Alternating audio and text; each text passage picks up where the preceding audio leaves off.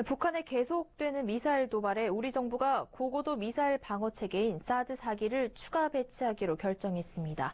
이에 중국 정부가 강력 반발하고 나섰는데요. 화장품이나 대형 마트 등 유통업계에선 2차 사드 후폭풍이 오나 바짝 긴장하고 있습니다. 이보경 기자와 이야기 나눠보겠습니다. 안녕하세요. 안녕하세요. 네, 유통업계 2분기 실적 발표가 마무리 단계에 있다고 하는데요.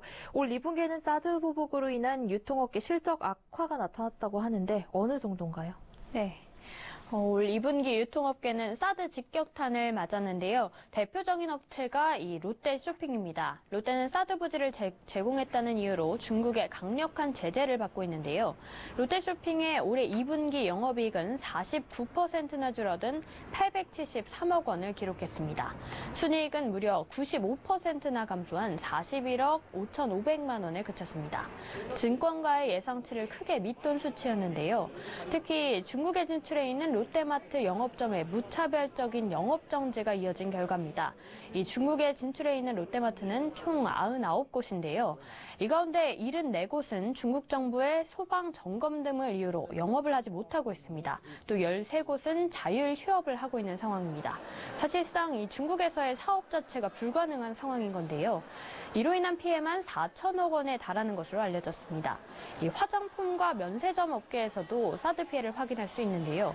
아모레퍼시픽의 영업이익은 58%나 줄어들었고요. 또 당기순이익도 60%나 감소하며 사드 조치의 영향을 실감하게 했습니다. 또 면세업계에서는 보따리 상인 따이공에 대한 의존도가 높아지면서 이들에 대한 유치 경쟁이 심해지고 이익 급감으로 이어진 것으로 나타났습니다.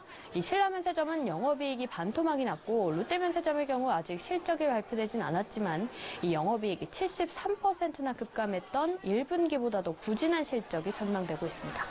네, 사드 보복으로 인한 여파가 어마어마한데요. 또 지난 주말에 사드 추가 배치가 확정이 되면서 3분기에 사드 보복 조치가 더 확대되는 게 아닌가 걱정이 되거든요. 네, 그렇습니다. 어제 문재인 대통령은 북한의 추가 미사일 도발에 대응해서 사드 발사대 4기를 추가로 배치하라고 지시를 내렸는데요. 이에 대해 중국 정부는 강한 불만을 나타냈습니다. 경상 외교부 대변인은 이 사드 배치는 지역 전략 균형을 심각하게 훼손하고 중국의 전략 안전 이익을 침해한다는 점을 강조한다며 한국 측의 관련 행위에 엄중하게 우려를 표명한다. 또 추가 배치를 중단하고 관련 설비를 철거하길 강렬하게 촉구한다라고 밝혔습니다. 이에 중국 정부가 앞으로 더욱 강력한 보복 조치를 할 것으로 우려가 되는데요. 소방법 위반 등을 이유로 영업정지 조치가 내려진 이 롯데마트의 경우에 상징적으로 한두 곳의 매장에 폐점 명령을 내릴 수 있다는 관측이 나오고 있습니다. 이 불만 메시지를 전달하는 통로로 롯데마트를 이용한다는 건데요. 또 영업정지 조치를 다음 타겟은 이 화장품 업계가 될 가능성이 높다는 예측도 나오고 있습니다. 아모레퍼시픽의 경우 중국 내에만 1,800여 개의 매장을 운영하고 있습니다. 또 미샤와 LG생활건강 등 다른 화장품 업체들도 중국 내에서 100여 개의 매장을 보유하고 있습니다. 이 소방점검 등을 이유로 불시에 영업정지를 당할 수 있는 상황입니다. 이 면세점 업계에서는 중국인 단체 관광 금지를 언제까지 지속할지 모르는 상황에서 중국인 보따리상에 대한 의존도만 더 커져 이 3분기에도 실적 악화가 지속될 것이라는 관측입니다. 네, 오는 3분기에 2분기보다 더 우울한 실적이 예상된다는 건데요. 유통업계는 대처를 어떻게 하고 있습니까? 네. 우선 포트폴리오 다변화를 통해서 중국 일변도의 사업 구조를 변화시켜야 한다라는 것이 유통 대기업이 내놓은 대책인데요. 현재 유통 대기업들은 탈중국에 총력을 다하고 있습니다. 이 신동빈 롯데그룹 회장은 일주일에 2회 이상 재판을 받는 등 바쁜 일정 속에서도 지난주 직접 베트남을 찾았습니다. 이 하노이와 호치민을 찾아서 사업장을 돌아보고 공무원과 면담을 진행하는 등 베트남 활로를 적극적으로 모색했습니다. 또 신세계는 중국 사업 철수를 선언한 이후에 베트남에 투자하겠다고 밝혔는데요. 이마트는 2015년 호치민에 1호점을 출점한 이후 현재 2호점을 개장 준비 중에 있습니다.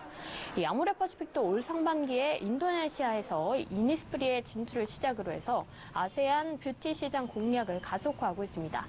물론 단기적으로 이 글로벌 시장을 개척하는 것은 좀 불가능합니다. 하지만 이번 사드 보복을 계기로 해서 과도한 중국 의존도를 낮추는 것이 향후의 글로벌 경쟁력에 도움이 된다고 전문가들은 조언하고 있습니다. 하지만 보다 근본적으로는 사실 사드 보복 조치를 초래한 북핵을 둘러싼 한반도의 지정학적 딜레마를 해결해야 합니다. 이 기업들의 자구책만으로 위기를 극복하는데 한계가 있을 수밖에 없는데요. 이 북미 관계 정상화 등 한반도의 평화 물꼬를 틀 수 있도록 외교적 노력을 다하고 대책을 마련하는 것이 무엇보다도 필요합니다. 네, 국내 유통업계 사드 보복 확대 우려에 대해 이보경 기자와 이야기 나눠봤습니다. 오늘 말씀 고맙습니다.